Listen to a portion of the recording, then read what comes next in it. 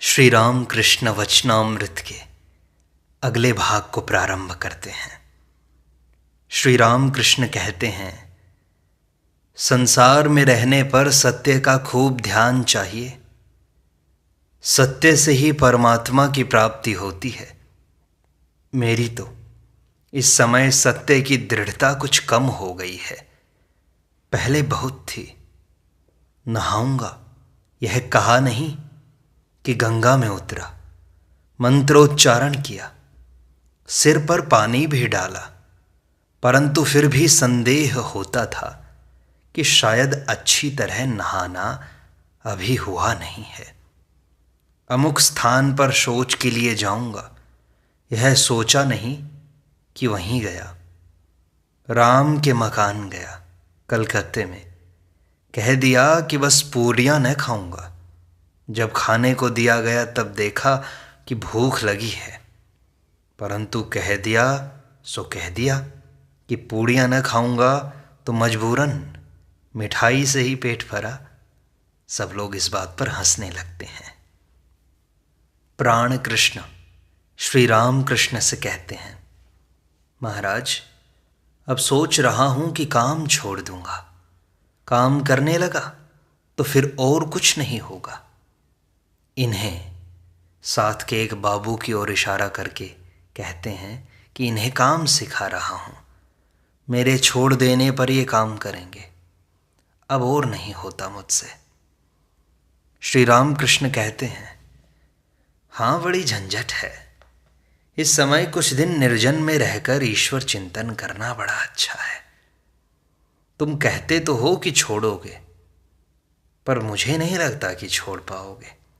कप्तान ने भी यही बात कही थी। संसारी आदमी कहते तो हैं पर कर नहीं पाते। कितने ही पंडित हैं जो ज्ञान की बातें कहा करते हैं, वे मुख ही से कहते हैं, काम कुछ नहीं कर सकते। जैसे गिद्ध उड़ता तो बहुत ऊंचा है, परंतु उसकी नज़र मरघट पर रहती है, अर्थात उसी कामिनी कांचन पर, संसार पर आसक्ति। अगर मैं सुनता हूँ कि किसी पंडित को विवेक वैराग्य है तो मुझे सचमुच उनसे श्रद्धापूर्ण भय होता है, और नहीं तो वे सब भेड़ बकरे से ही जान पड़ते हैं। प्राण कृष्ण प्रणाम करके वहाँ से विदा हो गए। श्री राम कृष्ण अगले दिन कहते हैं, माँ बाप क्या कुछ साधारण मनुष्य हैं? बिना उनके प्रसन्न हुए धर्म कर्म कुछ भी नहीं होता। चैतन्य देव प्रेम से पागल थे, परंतु फिर भी सन्यास से पहले कुछ दिन लगातार उन्होंने अपने माता को समझाया था। कहा था, माँ मैं कभी कभी आकर तुम्हें देख लिया करूँगा, और तुम्हारे लिए कहता हूँ माँ बाप ने तुम्हें आदमी बना दिया। अब कई लड़के बच्चे भी हो गए हैं, इस पर पत्नी को साथ लेकर निकल आना। माता पिता को धोखा देकर पत्नी बच्चों को लेकर वैष्णवी बनकर निकलते हो। तुम्हारे माता पिता को कोई कमी नहीं है, नहीं तो मैं कहता धिक्कार है तुमको। कुछ ऋण है, देव ऋण, ऋषि ऋण, उधर मातृ ऋण, पितृ ऋण, स्त्री ऋण। माता पिता के ऋण का शोध किए बिना कोई काम नहीं होता। फिर पत्नी का भी ऋण है। अगले दिन एक साधक श्री राम कृष्ण से पूछते हैं, महाराज इसका क्या प्रमाण है कि आत्मा शरीर से पृथक है?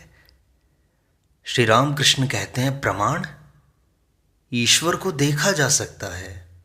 तपस्या करने पर उनकी कृपा से ईश्वर का दर्शन होता है। ऋषियों ने आत्मा का साक्षात्कार किया था। विज्ञान से ईश्वर तत्व जाना नहीं जाता। उसके द्वारा केवल इन इंद्रिय ग्राह्य बातों का पता लगता है कि इनके साथ उसे मिलाने पर यह होता है, और उसके साथ इसे मिलाने पर यह होता है। इसलिए इस बुद्धि के द्वारा यह सब समझा नहीं जाता। साधु संग करना होता है। वैद्य के साथ रहते रहते नाड़ी परखना आ जाता है। भक्त कहते हैं, जी अब समझा। श्री राम कृष्ण कहते हैं, तपस्या चाहिए, तब वस्तु की प्राप्ति होगी। शास्त्र के श्लोकों को रट लेने से कुछ न होगा। गांजा गांजा मुंह से कहने से नशा नहीं होता, गांजा पीना पड़ता है। ईश्वर दर्शन की बात लोगों को समझाई नहीं जा सकती। फिर भक्त पूछता है, महाराज आत्मदर्शन किस उपाय से हो सकता है? श्री रामकृष्ण कहते हैं, आत्मदर्शन का उपाय है व्याकुलता, मन वचन और कर्म से उन्हें पाने की चेष्टा। जब देह में काफ़ी पित्त जम जाता है तो सभी चीज़ें पीली दिखाई देती हैं। पीले के अतिरिक्त दूसरा कोई रंग नहीं दिखता। तुम नाटक वालों में जो लोग केवल औरतों का काम करते हैं, उनका प्रकृति भाव हो जाता है। औरतों का चिंतन करके औरतों की तरह चलना फिरना, सभी कुछ उनके समान हो जाता है। इसी प्रकार रात दिन ईश्वर का चिंतन करने पर उन्हीं का स्वभाव हो जाता है। मन को जिस रंग में रंगवाओगे उसका वही रंग हो जाता है। मन मानो धोबी के घर का धुला हुआ कपड़ा है। भक्त कहता है, तो इसे एक बार पहले धोबी के घर भेजना होगा महाराज। श्री रामकृष्ण कहते हैं, हाँ, पहले चित्त शुद्धि, उसके बाद मन को यदि ईश्वर चिंतन में छोड़ दो तो उसी रंग का बन जाएगा। फिर यदि संसार करो, नाटक वाले का काम करो या जो भी कुछ करो, उसी प्रकार का बन जाएगा। अगले दिन श्री रामकृष्ण भक्तों के प्रति कहते हैं, गौतम बुद्ध की बात हमने अनेक बार सुनी है। ब्रह्म अचल अटल निष्क्रिय और ज्ञान स्वरूप है। जब बुद्धि उस ज्ञान स्वरूप में लीन हो जाती है, उस समय ब्रह्म ज्ञान होता है, उस समय मनुष्य बुद्ध बन जाता है। तोतापुरी महाराज कहा करते थे, मन का लय बुद्धि में और बुद्धि का लय ज्ञान स्वरूप में हो जाता है। जब तक अहम भाव रहता है तब तक ब्रह्म ज्ञान नहीं होता। ब्रह्म ज्ञान होने पर, ईश्वर का दर्शन होने पर अहम अपने वश में आ जाता है। ऐसा न होने पर अहम को वशीभूत नहीं किया जा सकता। अपनी परछाई को पकड़ना कठिन है, परंतु सूर्य जब सिर पर आ जाता है तो परछाई आधे हाथ के भीतर रहती है। भक्त पूछता है कि ईश्वर दर्शन का स्वरूप कैसा है? श्री रामकृष्ण कहते हैं, नाटक का अभिनय नहीं देखा है क्या? लोग सब आपस में बातचीत कर रहे हैं। ऐसे समय पर्दा उठ गया है, तब सब लोगों का सारा मन अभिनय में लग जाता है। फिर बाहर की ओर दृष्टि नहीं रहती। इसी का नाम है समाधिस्थ होना।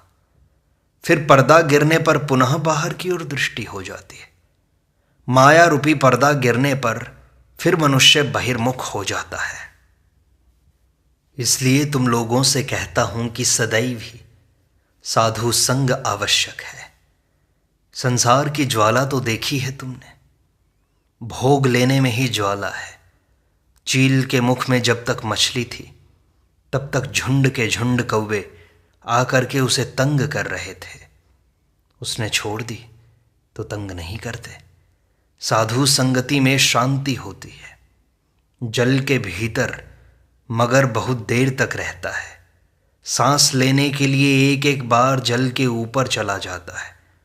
उस समय सांस लेकर शांत हो जाता है। फिर अगले दिन दो भक्तों की स्त्रियों ने आकर श्री राम कृष्ण को प्रणाम किया। वे श्री राम कृष्ण का दर्शन करने आई हैं, इसलिए उपवास किए हुई हैं। दोनों ही घूंघट वाली दो भाइयों की पत्नियां हैं। उम्र यही 22-23 वर्ष के भीतर होगी। दोनों ही पुत्रों की माताएं हैं।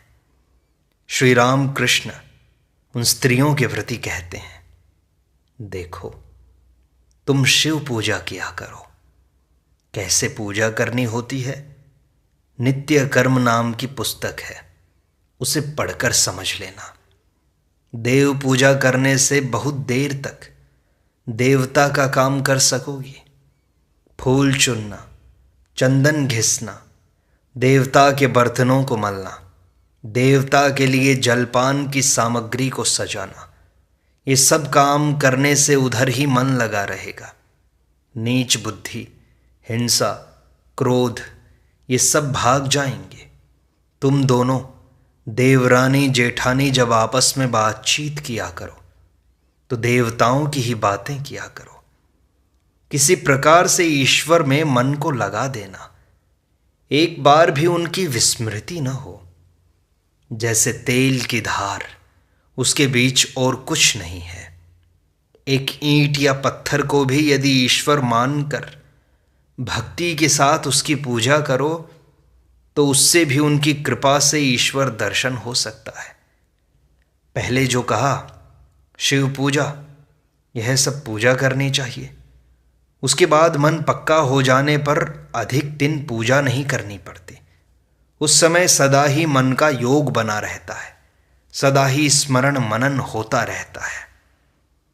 उनमें से बड़ी बहू श्री राम कृष्ण से पूछती है, हमें क्या कृपा कर आप कुछ मंत्र दे देंगे? श्री राम कृष्ण स्नेह के साथ कहते हैं, मैं तो मंत्र नहीं देता। मंत्र देने से शिष्य का पाप ताप लेना पड़ता है। माँ ने मुझे बच्चे की स्थिति में रखा है। अब तुम्हें जो शिव पूजा के लिए कह दिया है वही करो। बीच बीच में आती रहना, बाद में ईश्वर की इच्छा से जो हो वो होगा। स्नान यात्रा के दिन फिर आने की चेष्टा करना। मैंने घर पर हरिनाम के लिए कहा था, हो रहा है वह?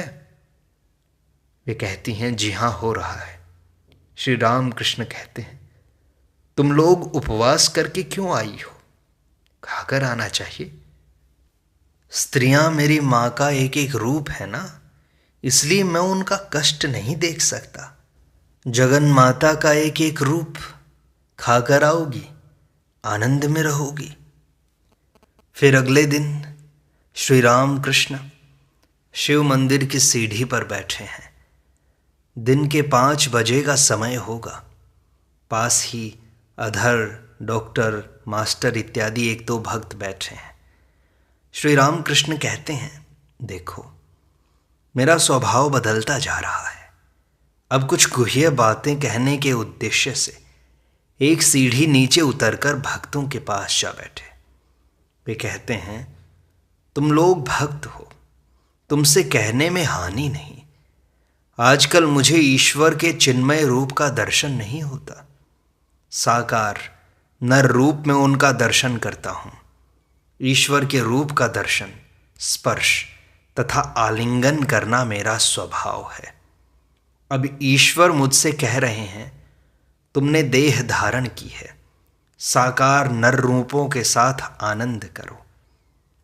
वे तो सभी भूतों में विद्यमान हैं, परंतु मनुष्य में कुछ अधिक प्रकट हैं।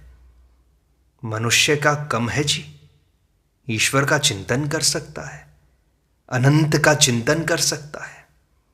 दूसरा कोई प्राणी ऐसा नहीं कर सकता।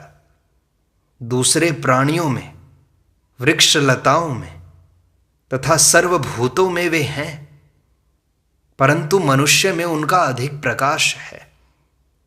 अग्नि तत्व सर्वभूतों में है, सब चीजों में है, परंतु लकड़ी में अधिक प्रकट है।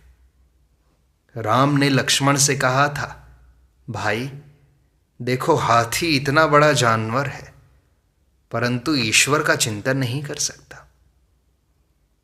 फिर वह अवतार में अधिक प्रकट है। राम ने लक्ष्मण से कहा था, भाई जिस मनुष्य में रागा भक्ति देखो, भाव में हंसता है, रोता है, नाचता है, जहां देखो वहीं पर मैं हूं। फिर एक भक्त पूछते हैं, महाराज संसार में इतने दुख क्यों हैं? श्री राम कृष्ण कहते हैं, यह संसार उनकी लीला है, खेल की तरह। इस लीला में सुख दुख, पाप पुण्य, ज्ञान अज्ञान, भला बुरा सब कुछ है। दुख पाप ये सब न रहने से लीला नहीं चलती। लुका छुपी खेल में एक खूंटी छूना पड़ता है। खेल के प्रारंभ में ही ढाई छूने पर वह संतुष्ट नहीं होती। ईश्वर ढाई की इच्छा है कि खेल कुछ देर तक चलता रहे। उसके बाद लाखों पतंगों में से 2-1 कटते हैं। माँ, जब तुम हंसती हुई हथेली बजाती हो, अर्थात ईश्वर का दर्शन करके एक तो व्यक्ति मुक्त हो जाते हैं, बहुत तपस्या के बाद, उनकी कृपा से। तब माँ आनंद से हथेली बजाती है, ओहो कट गया, यह कहकर आनंद करती हैं। भक्त पूछते हैं, परंतु इसी खेल से तो हमारे प्राण हैं जो निकलते हैं। श्री राम कृष्ण कहते हैं, तुम कौन हो, कहो ना। ईश्वर ही सब कुछ बने हुए हैं, माया, जीव, जगत, 24 तत्व। सांप बनकर काटता हूं और ओझा बनकर झाड़ फूंक करता हूं। वे विद्या अविद्या दोनों ही बने हुए हैं। अविद्या माया द्वारा अज्ञानी जीव बने हुए हैं, विद्या माया द्वारा तथा गुरु के जप के रूप में ओझा बनकर झाड़ फूंक कर रहे हैं। अज्ञान, ज्ञान और विज्ञान।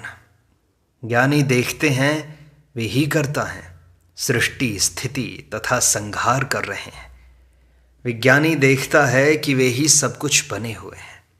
महाभाव प्रेम होने पर देखता है, उनके अतिरिक्त और कुछ भी नहीं है। भाव के सामने भक्ति फीकी है, भाव पकने पर महाभाव प्रेम होता है। फिर एक भक्त ने श्री राम कृष्ण से पूछा कि जिन्होंने ईश्वर को प्राप्त नहीं किया, उनके लिए क्या उपाय है? क्या वे विषय कर्म छोड़ दें? श्री राम कृष्ण कहते हैं, कलिकाल के लिए भक्ति योग है, नारदीय भक्ति। ईश्वर का नाम, गुणगान और व्याकुल होकर प्रार्थना करना। हे ईश्वर, मुझे ज्ञान दो, भक्ति दो, मुझे दर्शन दो। कर्मयोग बड़ा कठिन है, इसीलिए प्रार्थना करनी चाहिए, हे ईश्वर मेरे कर्म घटा दो, और जितने कर्म तुमने रखे हैं उन्हें तुम्हारी कृपा से अनासक्त होकर कर सकूं, और अधिक कर्म लपेटने की मेरी इच्छा न हो। कर्म कोई छोड़ नहीं सकता। मैं सोच रहा हूं, मैं ध्यान कर रहा हूं, ये भी कर्म है। भक्ति पा लेने पर विषय कर्म अपने आप ही घट जाते हैं, तब वे अच्छे नहीं लगते। मिश्री का शरबत मिल जाए तो फिर सीरा कौन पीता है। एक भक्त कहता है, विलायत के आदमी कर्म करो ऐसा कहा करते हैं, तो क्या कर्म जीवन का उद्देश्य नहीं है? श्री राम कृष्ण कहते हैं, जीवन का उद्देश्य है ईश्वर लाभ। कर्म तो आदि कांड है, वह जीवन का उद्देश्य नहीं हो सकता। निष्काम कर्म एक उपाय हो सकता है, पर वह भी उद्देश्य नहीं है। शंभु कहता था, अब ऐसा आशीर्वाद दीजिए कि जो रुपए हैं उनका सदव्यय कर सकूं।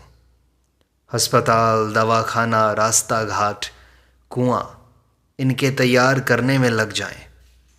मैंने कहा, यह सब काम अनासक्त होकर कर सको तो अच्छा है, परंतु है बड़ा कठिन। और चाहे जो हो, कम से कम इतना याद रहे कि तुम्हारे मनुष्य जीवन का उद्देश्य है ईश्वर लाभ, अस्पताल या दवाखाना बनाना नहीं। सोचो कि ईश्वर तुम्हारे सामने आए, आकर तुमसे कहा कोई वर मांगो, तो क्या तुम उनसे कहोगे मेरे लिए कुछ अस्पताल और दवाखाने बनवा दो? या कहोगे, हे भगवान तुम्हारे पाद पद्मों में मेरी शुद्धा भक्ति हो, मैं तुम्हें सब समय देख सकूं। अस्पताल, दवाखाना ये सब अनित्य वस्तुएं हैं, एकमात्र ईश्वर वस्तु है, बाकी सब वस्तु है। उन्हें प्राप्त कर लेने पर जान पड़ता है करता वे ही हैं, हम लोग तो अकर्ता हैं।